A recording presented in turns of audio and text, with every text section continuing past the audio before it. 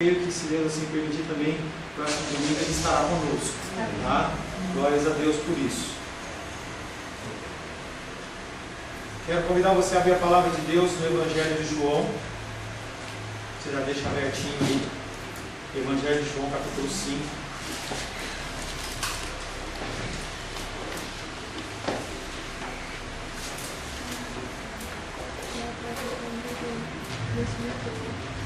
Evangelho de João, capítulo 5.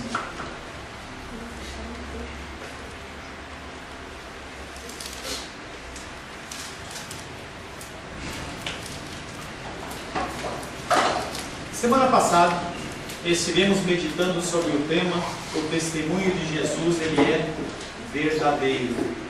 Jesus continua explicando a sua missão para aqueles que estão com uma certa dificuldade em entender aquele milagre daquele homem que estava coxo junto ao tanque de Betesda. O versículo que ficou da semana passada foi João capítulo 5, verso 31 e 32, que diz: se eu desse testemunho de mim mesmo, meu testemunho não seria verdadeiro, mas é outro que testifica a meu respeito, e sei que é verdadeiro o testemunho que presta de mim. Jesus Cristo, como uma manifestação de amor, ele cita João Batista, porque ele não precisa do testemunho de homens, mas ele cita João Batista para que eles, crendo no testemunho dos fariseus que o acusaram há 2 capítulos atrás, pudessem vir a crer. Existem duas faces de Jesus que refletem duas épocas diferentes.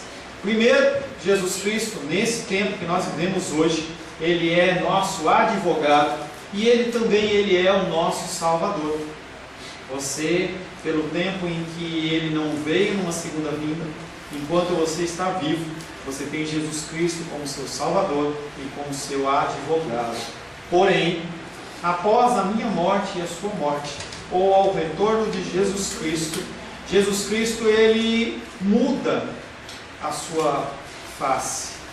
A sua face passa de Salvador para juiz. E ele passa também a ser também um condenador. Ele não é mais aquele que vai receber o seu pedido de desculpas, o seu pedido de perdão, mas é alguém que vai julgar. A sua motivação para vir à igreja pode revelar qual face você irá ver após a sua morte ou quando da segunda vinda de Cristo. Foi uma pergunta que eu deixei para você no culto da semana passada. Por que você vem à igreja? Qual é a motivação de você vir à igreja? A palavra de Deus tem como título de hoje: Jesus é a revelação plena do Pai. Jesus é a revelação plena do Pai. Abra o Evangelho de João capítulo 5, nós vamos ler do verso 30 em diante. Opa, isso aí.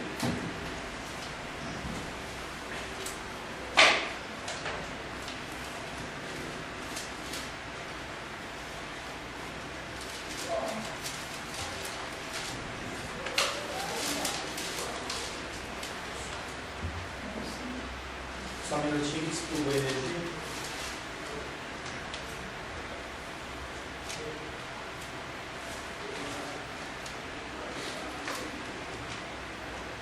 Pode ir,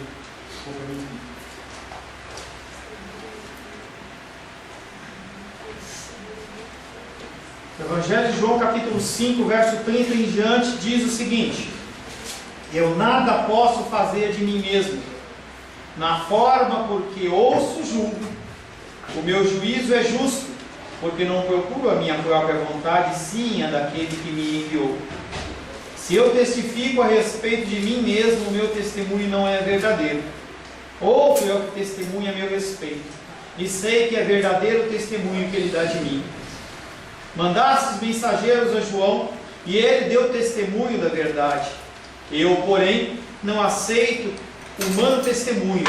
Digo-vos, entretanto, estas coisas para que sejais salvos. Ele era a lâmpada que ardia e alumiava, e vós quisestes por algum tempo alegrar-vos com a sua luz. Mas eu tenho maior testemunho do que o de João, porque as obras que o Pai me confiou para que eu as realizasse, essas eu faço, testemunho ao meu respeito que o Pai me enviou. O Pai que me enviou, esse mesmo, que tem dado testemunho de mim. Jamais tendes ouvido a sua voz, nem visto a sua forma. Também não tendes a sua palavra permanente em vós, porque não credes naquele que ele me enviou. Palavra do Senhor. Amém? Senhor, em nome de Jesus, mais uma vez, estamos na tua casa para ouvir o teu recado, ouvir, Pai querido, os teus ensinamentos. Nós precisamos de ti, Pai. Precisamos ouvir a tua voz. O mundo, Pai, jaz no maligno, e esses tempos são tempos maus, Pai, em que nós não sabemos como agir e como proceder. A tua palavra, como já foi dito, é a nossa bússola. A tua palavra é a lâmpada para os nossos pés. Por isso pedimos que o Senhor abra o nosso entendimento, que o nosso espírito seja aberto para que nós possamos aprender e entender as palavras que provêm, Pai querido, do teu altar de graça. Humildemente me coloco na tua presença, pedindo ao Senhor que o Senhor me capacite a trazer uma mensagem santa aos nossos corações, Pai, em nome de Jesus. Amém. O primeiro versículo que nós vamos meditar é João capítulo 5, verso 36, dando continuidade ao estudo da semana passada. E eu tomei a liberdade de colocar o 35 junto para facilitar o nosso entendimento. João era uma lâmpada que ardia e iluminava, e vós quisestes alegar-vos por um momento com a sua luz. Eu, porém, tenho um testemunho maior que o de João. As obras que o meu Pai me encarregou de fazer e que eu faço, testemunham em meu favor que o Pai me enviou. Por mais válido que fosse o testemunho de João Batista, em relação a ele, Jesus Cristo desfruta de um testemunho maior. Alguém superior a João Batista que testemunha de Jesus. Esse testemunho de peso, mais uma vez eu estou citando isso, é o Pai. E é apresentado em duas formas esse testemunho. Primeiramente, através dos milagres. Os milagres que Jesus Cristo executa são milagres que são executados a partir da autoridade entregue pelo Pai. E a outra forma que o Pai dá testemunho é através dos escritos. Todos os escritos da palavra de Deus apontam para Jesus, apontam para o Messias que havia de vir. João Batista, ele dava testemunho apenas com palavras. João capítulo 10, 41 diz: e iam muitos ter com ele e diziam: realmente João não fez nenhum sinal. Porém, tudo quanto disse a respeito desse Jesus, o Jesus eu coloquei, era verdade. João Batista não curou ninguém. João Batista não fez nenhum milagre, nenhuma maravilha. E as pessoas elas acham que para você ser profeta de Deus ou ser um homem de Deus tem que mover os céus e terra. E nós temos a figura de João Batista como aquele que, segundo a boca de Jesus, não há maior que ele nascido de mulher. E ele não fez nenhum sinal. Jesus não faz apenas com declarações. Diferente de João Batista, ele fala também, mas os sinais testificam e testemunham dele.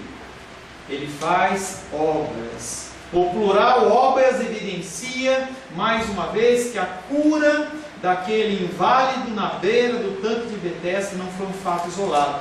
Não foi algo que aconteceu à revelia, mas um milagre, um sinal que faz parte de todo um rol de milagres que o Senhor Jesus Cristo ele executou.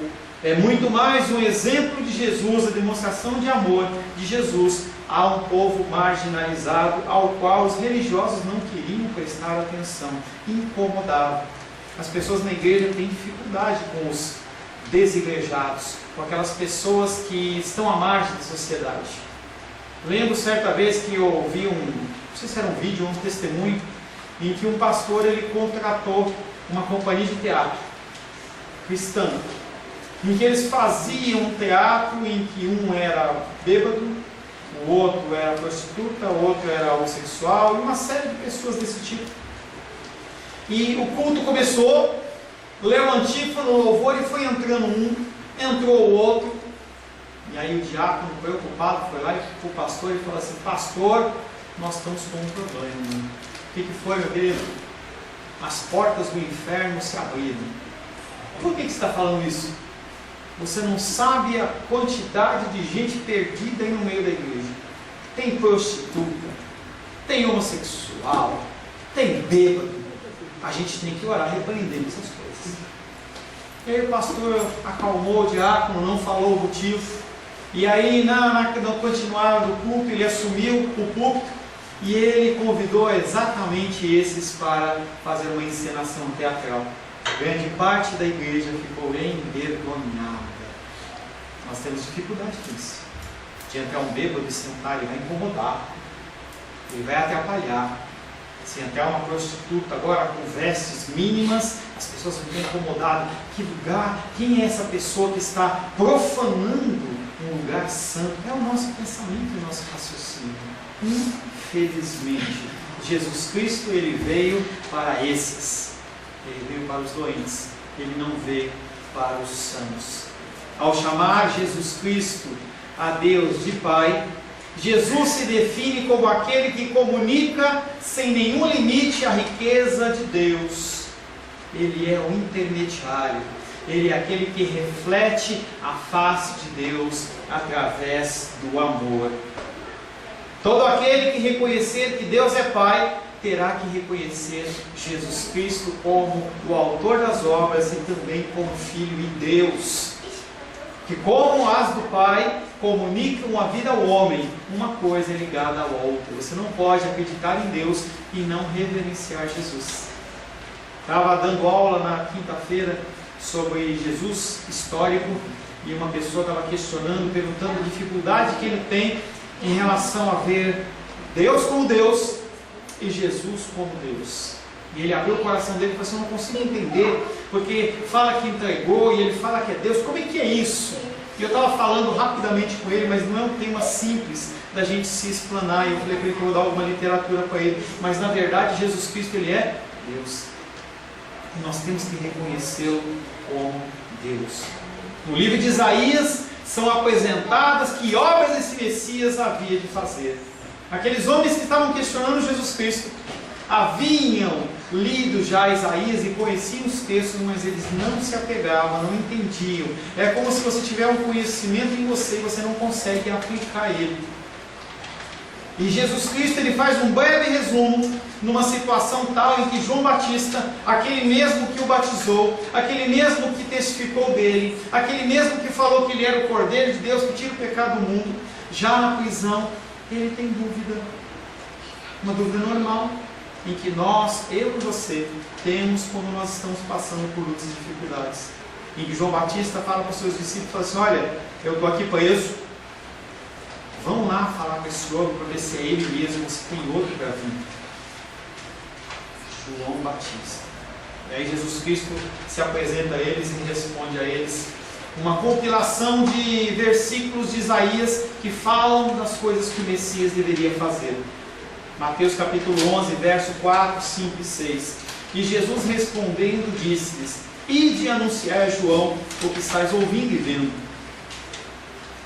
Os cegos veem, ficou cortado. Os cegos veem, os coxos andam, os leprosos são purificados, os surdos ouvem, e os mortos são ressuscitados, e aos pobres está sendo pregado o Evangelho, e bem-aventurado aquele que não achar em mim motivo de tropeço. Discípulos de João Batista, fariseus e escribas, foi testificado de mim no livro de Isaías e em muitos outros profetas o que haveria de acontecer. Está acontecendo. Por que vocês não creem? Por que vocês não conseguem ter o seu coração amolecido para permitir que o Senhor Jesus Cristo venha entrar nos seus corações? Sinais esses que apontam para uma obra mais importante. Pastor, mais importante do que abrir os olhos de um cego? Mais importante do que abrir os ouvidos de um surdo? Mais importante do que um paralítico levantar? Ou um cancerígeno ter o seu câncer extirpado? Mais importante do que um demônio sair de um corpo de uma pessoa e aquela pessoa ficar livre daquele jugo? Mais importante O mais importante é a obra da redenção. Uma obra que foi realizada na cruz do Calvário, em que o nome de Jesus Cristo é exaltado acima de todo nome. As pessoas, elas estão à busca de algo melhor. Os cânticos, glórias a Deus, não aqui. Os cânticos, eles giram em torno de satisfação do homem. O melhor de Deus ainda está por vir. Não tem nada melhor do que Jesus Cristo. Se você está na igreja querendo algo melhor do que Jesus, não há. Pastor, mas e as campanhas e as coisas que as pessoas inventam? Mentira. Não há nada melhor. Você simplesmente vai começar a ter uma mudança e transformação no seu coração, em que você vai saber o que buscar, e o que você não tem que buscar, você vai satisfazer o que você tem. Entendendo que Deus, Ele é soberano e Ele cuida de mim, como nós cantamos. Ele cuida de mim, Ele cuida de você. E Ele sabe de todas as coisas. E eu falava hoje de manhã em oração, sobre oração, em que dificuldade nós temos de reprimirmos o nosso pede-pede, ao invés de adorarmos o Senhor as nossas orações. A repreensão não é uma repreensão de você não pedir, e sim de você deixar em segundo plano como uma coisa que não é tão necessária assim. E aí no final do culto, semana passada, eu perguntei: por que você vem para a igreja? Será que você vem para a igreja para receber a bênção? Sendo que aqui é o lugar da bênção. Será que você vem aqui para buscar a sua solução financeira? Será que você vem aqui para buscar a solução emocional? Todas essas coisas, elas são verdadeiras, mas não podem ser o motivo primário, o motivo mais importante de você vir para a casa do Senhor. Você vem para a casa do Senhor para exaltar, glorificar e bendizer o seu santo nome. Todas as outras coisas, elas são acrescentadas, mas o mais importante é a adoração ao Senhor. Apesar dos sinais serem maravilhosos, o mais importante é a redenção. Quando você entender isso, quando eu entender isso, porque eu também tenho dificuldade, quando nós entendermos que o mais importante já nos foi concedido, as outras coisas da nossa vida vão ser muito mais fáceis. Você vai pedir sim para o Senhor retirar suas dores, você vai pedir sim para o Senhor te auxiliar por causa do seu deslize financeiro, mas você vai entender que aquele que governa e rege planetas e universo, Ele está controlando a sua vida. E tudo coopera para o bem daquele que ama a Deus, que é chamado segundo o seu propósito. Por que você fica preocupado com a vida? Falta o entendimento de que Jesus Cristo, Ele está no controle. Qualquer um que tenha seguido o Evangelho de João até aqui, no Evangelho de João capítulo 1, 2, 3, 4, 5, saberá que essas obras não são uma mera demonstração de que Jesus Cristo é um ser notável. As coisas que Jesus Cristo não é para que Ele seja levantado e as pessoas falam: uau, que cara legal, ou um profeta, ou quem sabe uma pessoa que deve ser exaltada no meio dos homens através dos testemunhos. Profeta esse que, conforme a conclusão de Nicodemos, ele era. Quando Nicodemos, no capítulo 3, nós meditamos, ele se apresenta a Jesus Cristo, falando: você é profeta, você é rabi. Este de noite foi ter com Jesus e lhe disse: Rabi, sabemos que és mestre vindo da parte de Deus, porque ninguém pode fazer esses sinais que tu fazes se Deus não estiver com ele. No meio da facilidade, no meio dos milagres e sinais, é muito fácil você acreditar nisso. Agora, quando as coisas acontecem, saem do prumo e elas acontecem, é nesse momento que você vai realmente testificar aonde está o seu coração. O seu coração só se firme em Deus quando está tudo bem. Você se descabela quando as coisas ocorrem de uma maneira que você não esperava, porque é a solicitude pela vida, falta de confiança em Deus. As obras que Ele faz e são particularmente divinas. E essas obras, elas são obras de Deus. Mas para que repetir tanto isso, pastor? Você está 3 domingos falando que as obras do Pai são as obras do Filho. As obras de Deus testificam no Filho. Para que isso? Para quê? Qual o motivo? Para que uma vez entendido esse relacionamento entre o pai e o filho, você entenda que você tem que fazer o mesmo. As obras que Deus faz, é para você fazer. As obras que Jesus Cristo fez, é para você fazer. Ele não vai mandar um anjo, mas pode mandar. Ele não vai descer encarnado, mas ele pode. Mas a função minha e sua é cumprir a vontade de Deus aqui no terra. E a palavra de Deus, ela fica martelando nisso, para você entender que você tem que dar testemunho da vida de Jesus através da sua vida, através das suas palavras, através dos seus pensamentos, através dos seus posicionamentos, seja no nosso trabalho, seja na nossa família, num posto de saúde, onde quer que você esteja, você é chamado por Deus a executar as mesmas obras que Jesus fazia e que Jesus fazia olhando o Pai. E quando não há esse posicionamento, quando você continua com essa vida de marasmo, em que você não muda, em que você acha que o cristianismo é apenas você vir para a casa de Deus. João capítulo 5, verso 37 e 38. Também o Pai me enviou e dá testemunho em meu favor. E aí ele fala para eles: nunca ouviste a sua voz, nem contemplaste a sua face, e a sua palavra não permanece em vós, porque não credes naquele que enviou. Esse versículo, você lendo ele rapidamente, ele não tem impacto, mas conforme for destrinchando esses dois versículos, você vai ver que pancada que Jesus Cristo deu naqueles fariseus. Motivo suficiente para eles quererem matar ele na cruz. Também o Pai que me enviou dá testemunho em meu favor. Nunca ouviste a sua voz, nem contemplaste a sua face, e a sua palavra não permanece em vós, porque não credes naquele que ele enviou. Da exposição do testemunho que Jesus Cristo estava falando, a justificativa, ele parte para julgar os seus opositores. Ele muda de posicionamento. É aquilo que eu falei, no momento ele estava ali como um salvador, ele estava ali como um advogado, dando razões, e agora ele passa a ser juiz. Jesus passa a julgar os seus opositores, que acham, que pretendem, que se entendem como fiéis depositários da palavra de Deus, como aqueles que são os guardiões da doutrina, mediadores entre Deus e o povo. E Jesus introduz esse versículo, algo que vai afetar aqueles que estão ouvindo. Eles leem as Escrituras, ensinam as Escrituras, debatem as Escrituras, mas não conhecem o Pai. Triste realidade de muitos cristãos nos dias de hoje.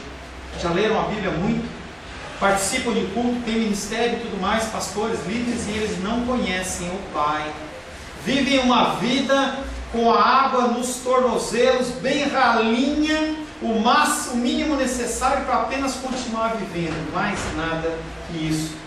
Eles leem as Escrituras, ensinam as Escrituras e não conhecem o Pai. Pior ainda, nunca ouviram a sua voz. Nunca ouviram a sua voz. Nunca viram a sua face.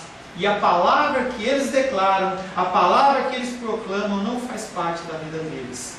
São conhecidos como réus de culto, pessoas que falam do que não vivem.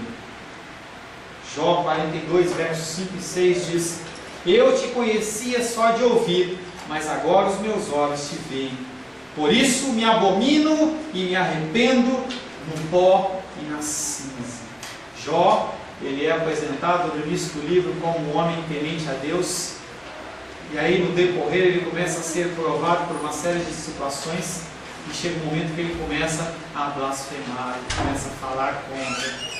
E Deus o confronta, fala uma série de coisas para Jó, e Jó simplesmente abaixa a cabeça, entendendo que ele não conhece Deus.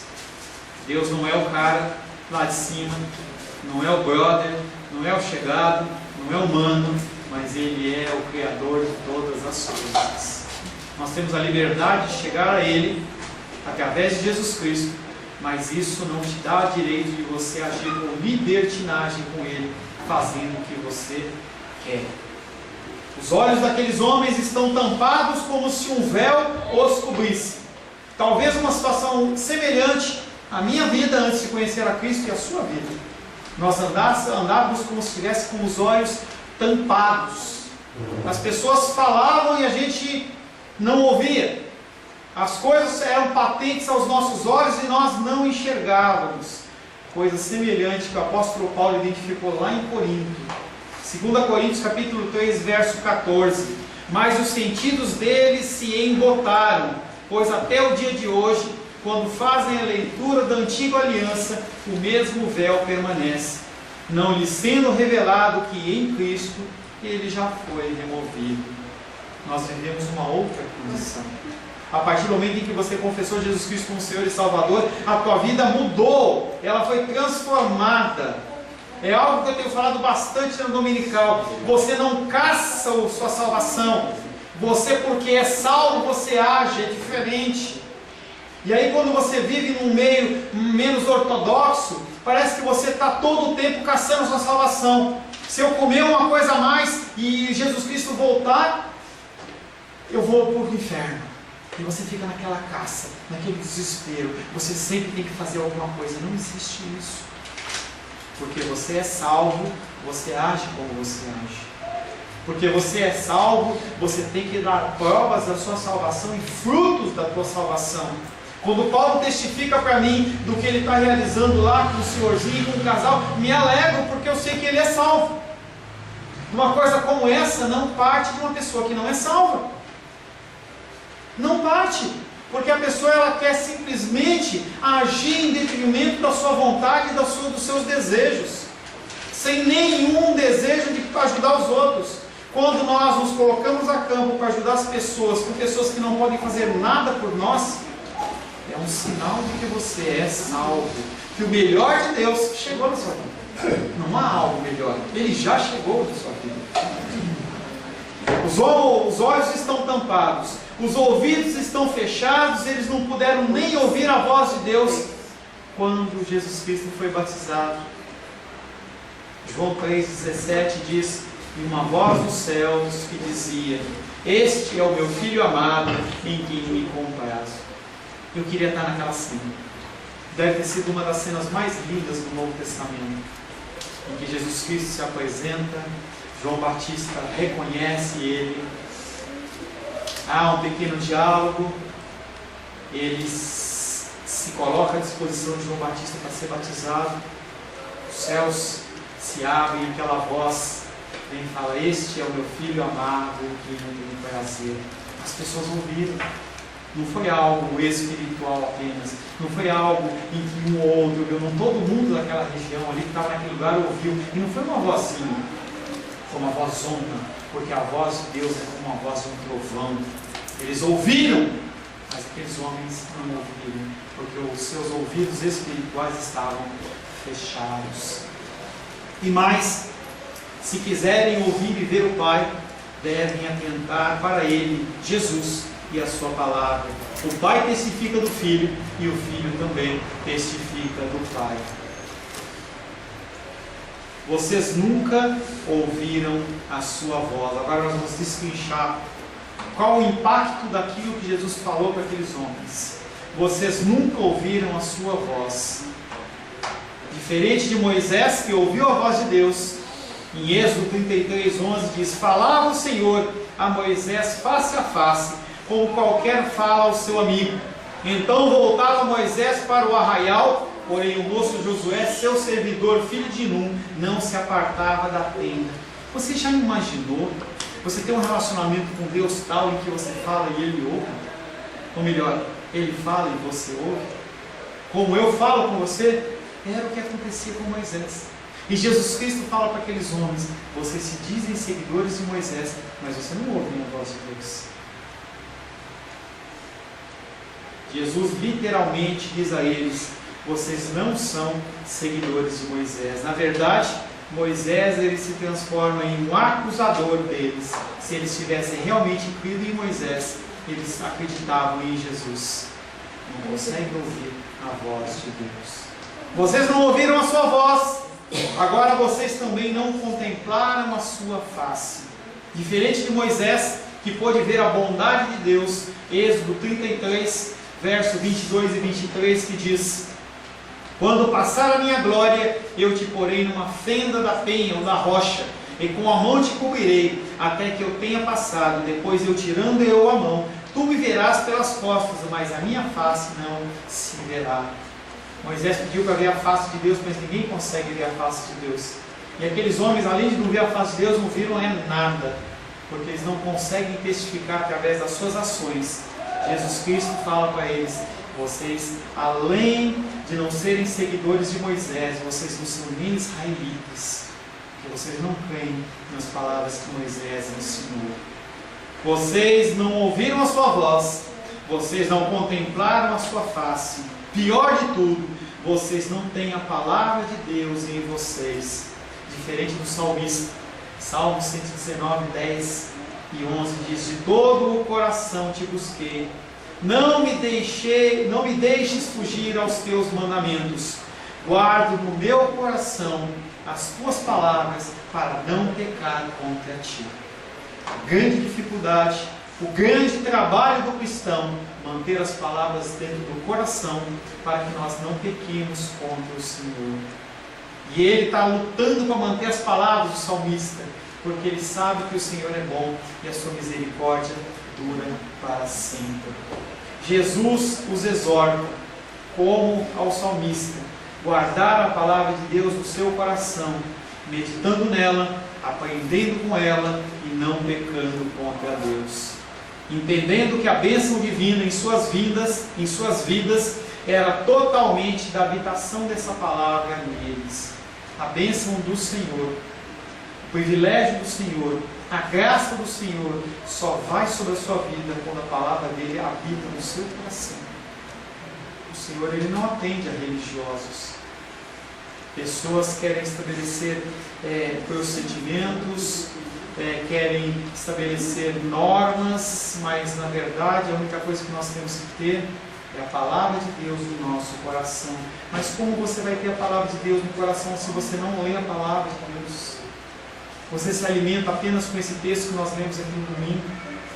Você vai ficando fraquinho, fraquinho, fraquinho, e você morre.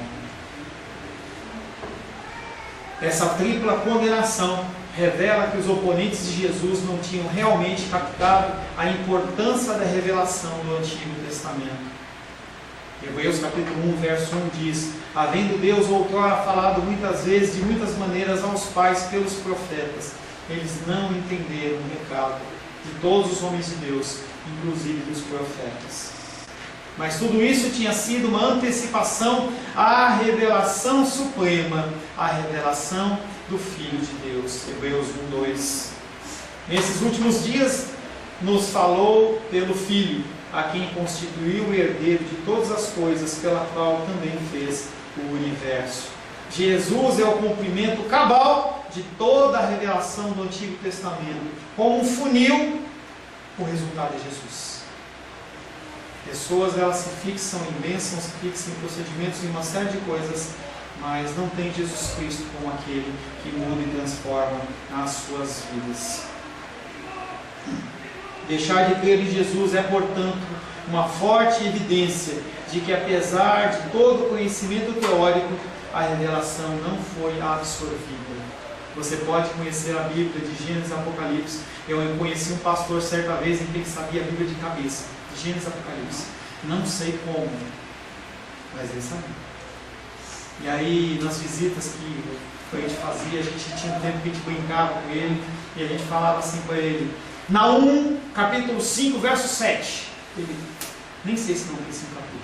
Ele, Salmos 22, verso 10. Ele, coisa linda. A cabeça dele, sobrenatural.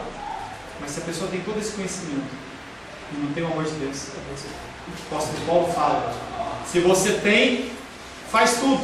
Mas se você não tem amor, de nada vale. E na última afirmação do versículo 38, ele fala para eles: porque eles não creem naquele que ele enviou. Deve-se entender que não crer em Jesus é uma conclusão que eles não creem em Deus. Aqueles homens que estão contendendo contra Jesus Cristo, na verdade, eles estão contendendo contra Deus. Quando você se coloca a campo para falar as coisas de Deus, e as pessoas não ouvem, as pessoas não te levam em conta, as pessoas te desprezam, fazem chacota de você, na verdade eles estão fazendo chacota do próprio Deus. Você é apenas um emissário, você é apenas alguém que está levando a palavra, mais nada que isso. Jesus é uma conclusão. Confrontam-se duas concepções de Deus que você pode ter. Uma concepção de Deus é o Deus de Jesus, o Pai que ama o homem e se manifesta dando-lhe vida e liberdade. E também tem os deuses dos dirigentes, que Ele é um Deus soberano, que Ele é um Deus supremo, mas que Ele não está nem aí para o homem. Ele não está nem aí para o homem. O meu Deus é um Deus que sim, Ele tem você, não como uma pessoa importante, mas como alguém pela qual merece ou mereceu morrer na cruz. Os religiosos não conservaram essa mensagem, a mensagem de Deus como um Salvador e um Deus amoroso. A descrição que o próprio Deus fez de si a Moisés antes da aliança é Êxodo 34:6. Ele é um Deus compassivo, Ele é um Deus clemente, Ele é um Deus longânimo, Ele é um Deus grande em misericórdia e um Deus grande em fidelidade. Ele é juiz também, mas esse Deus, Ele é um Deus compassivo, Ele é um Deus clemente, Ele é um Deus que vê a sua luta e a sua dificuldade, e Ele sabe que você no seu íntimo está lutando através da força do Espírito para vencer essa luta e essa dificuldade. Esse é o Deus que correspondia à obra de Jesus. Esse é o meu Deus, esse é o Deus que é pregado nessa igreja. Às vezes a gente traz palavras duras, mas como a Lu falou, é um ato de misericórdia, porque é um jeito de Deus, Ele dá uma sacudida na sua vida e fala assim: acorda, acorda, dá importância para as coisas que são importantes, deixa as outras coisas de lado que não tem sentido, se dedica ao estudo da palavra de Deus, se dedica à oração, busca a Deus. Eles, religiosos, porém, esqueceram-se dessa imagem dada pelo próprio Deus. E quando você esquece de quem é esse Deus que Jesus fala, você cria um Deus para você. Um Deus que permite uma série de coisas. Um Deus que facilmente ele pode ser dobrado.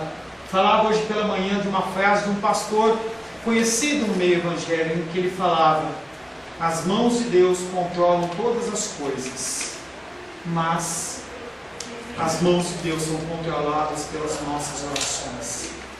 Que heresia! Mas as pessoas acreditam nisso, que as mãos de Deus estão atadas. Enquanto você não fizer a sua oração, Ele não pode fazer absolutamente nada. Centenas, milhares de pessoas acreditam nisso. Eles, porém, esqueceram-se da imagem de Deus, uma imagem de amor. Você tem uma vida cristã que vem passando de ano a ano, a ano a ano. Eu não sei quando você se converteu, o que aconteceu durante a sua conversão, mas cuidado com o primeiro amor. Apocalipse capítulo 2, verso 4, Jesus Cristo chama a atenção de uma igreja da Ásia, uma grande igreja. Não foge o nome, se é Éfeso ou Tiatira, não lembro. Tá?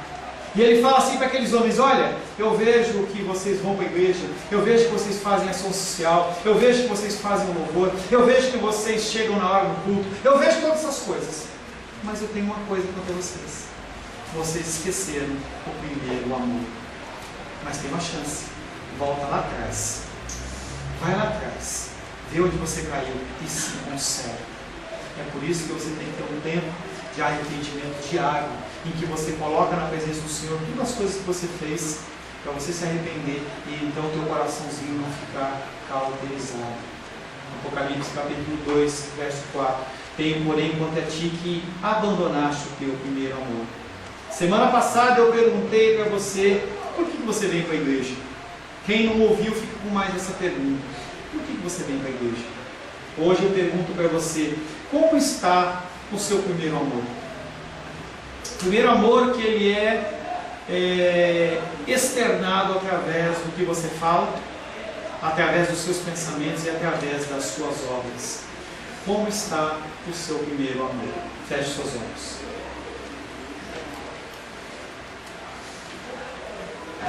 Senhor Deus, Tu és louvado, adorado e bendito. Nós, Pai querido, quando lemos a Tua palavra, nós nos constrangemos, porque a Tua palavra é viva e eficaz, mais cortante do que uma espada de 2 gumes, que, se possível, dividiria juntas e medulas, alma e espírito. Muitas vezes, como os fariseus, nós estamos na Tua presença, Senhor, precisando de uma correção, precisando, Pai querido, que o Senhor nos ensine, porque nós queremos perante Deus ouvir a Sua voz, nós queremos perante Deus ver a Sua face, nós queremos poder executar as mesmas obras que o Senhor executava, obras essas que o Senhor fazia quando viu o Pai fazer. Em meio às lutas, em meio às dificuldades, em meio à correria do dia a dia, converte-nos, Pai, a Tua palavra, é o que te pedimos, em nome de Jesus. Amém. Glórias ao Senhor. A paz seja convosco. Meu nome é Paulo César. Eu sou pastor da Igreja Cristã Semente de Vida, aqui em Brasília, Distrito Federal. Me alegro que a palavra tenha te alcançado. A palavra faz isso. Ela alcança as pessoas aonde quer que elas estejam. E você foi agraciado com esta palavra. Não que eu tenha nada especial a te dizer. A palavra ela é suficiente e ela usa quem ela quer. E eu me alegro por ter sido um canal para poder te abençoar. Mas eu quero te dizer que não basta você ser um ouvinte. Não basta ser uma pessoa que se alegra quando você ouve a palavra de Deus. A vida ela é feita de decisões. Se você está ouvindo esta palavra hoje, eu creio que o Espírito Santo tem um propósito especial com você. Muito mais do que prosperidade, muito mais do que uma cura física, uma cura emocional ou espiritual, Ele quer te alcançar para a vida eterna. Nós investimos nosso tempo, nós investimos as nossas forças em coisas terrenas, mas o Senhor Ele tem muito mais a oferecer. Ele tem sim para você a cura, Ele tem sim para você a prosperidade, mas Ele tem muito mais que isso. Submeta-se a um Deus que Ele é capaz de mudar e transformar a sua vida por completo. Creio que o Espírito Santo é capaz de tocar o teu coração. Quero pedir que você curve a sua cabeça. Senhor, em nome de Jesus, coloco na Tua presença essa vida que ouve esta ministração, que ouve esta palavra. Pai, eu não tenho capacitação nenhuma, mas o Teu Espírito Ele é capaz sim de tocar nesta vida, gerar nela mudança, transformação, arrependimento, e que ela possa simplesmente bater no peito, convencendo-se que é pecadora e que precisa de um Deus salvador. Não há um caminho a Ti, meu Deus, que não seja através de Cristo. E eu lhe peço, Pai querido, que você alcance essa vida e ele possa sim tomar uma decisão pessoal pelo Senhor, em nome de Jesus. Amém. Amém, meu querido.